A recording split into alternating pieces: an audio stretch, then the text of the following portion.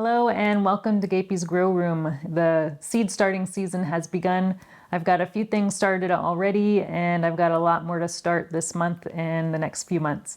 So I thought I would take you on a little tour of what I've got started so far and what I've got planned for the rest of this month.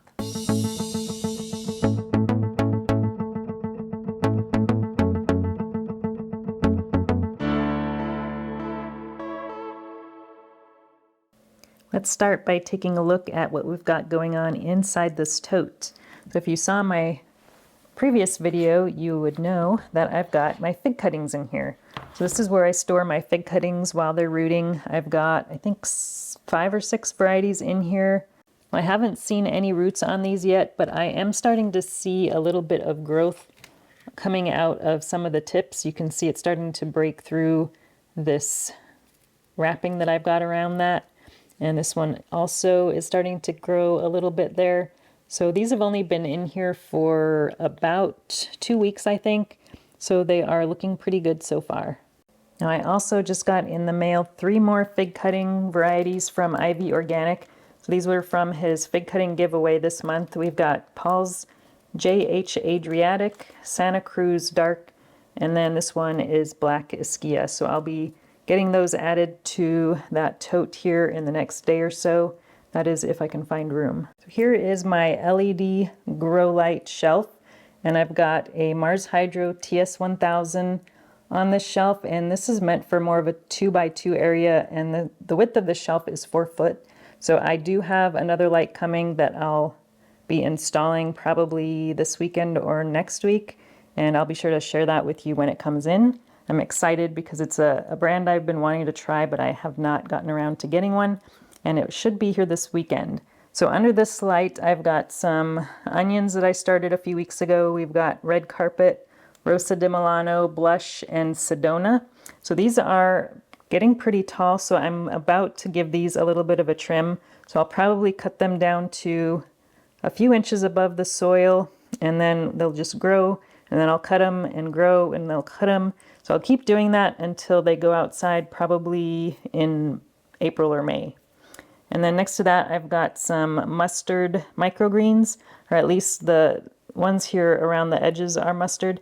I thought the middle was mustard as well, but the leaves are a little bit different, so I might have mixed up some of my saved seed, and it could be something like a flower. So I don't know if I'll eat the middle ones because I don't really know what it is.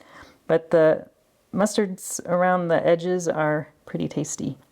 And then we've got some more later started onions. This is Rosa Lunga Tropea and some American flag leeks. So the germination on these isn't so great, but they were started later, so maybe we'll see a few more of those come up.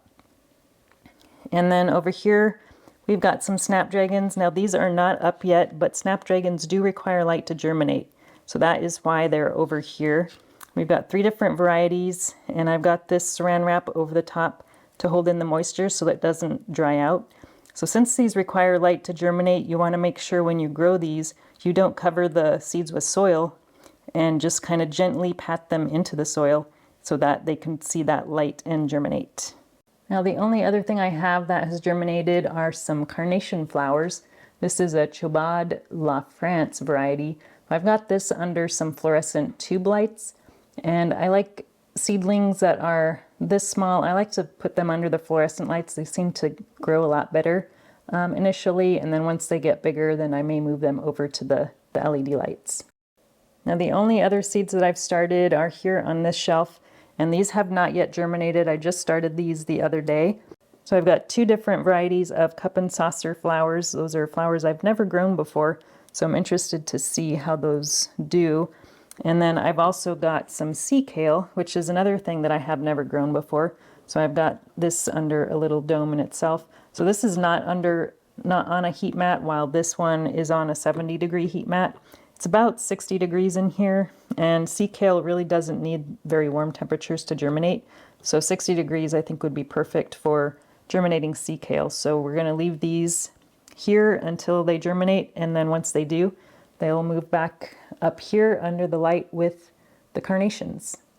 So now that you've seen what I've started so far, this is the pile of seeds that I plan on starting this month. We've got some herbs And flowers over here, Rudbeckia, Portulaca, Chrysanthemum, some basils, and then parsley.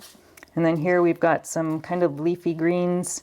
We've got lettuces, lots of lettuces, 3 varieties of lettuces, some endive, a sprouting broccoli, some spinach and arugula, a lot of kale. I like a lot of kale, so I've got a bunch of new varieties of kale to try this year.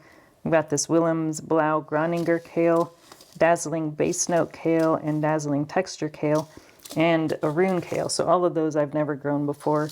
And then this dazzling blue kale, which I've grown before. And then this is the pile of, we've got a couple varieties of celery here, and then some peppers that I'm going to be starting. I've got my tangerine tiger cross. I've got 3 packets of seeds that I've gotten from people that grew it last year. So I'm going to try all 3 of these different ones this year. Then I've got some Bikino and Beth Boyd orange scotch bonnet.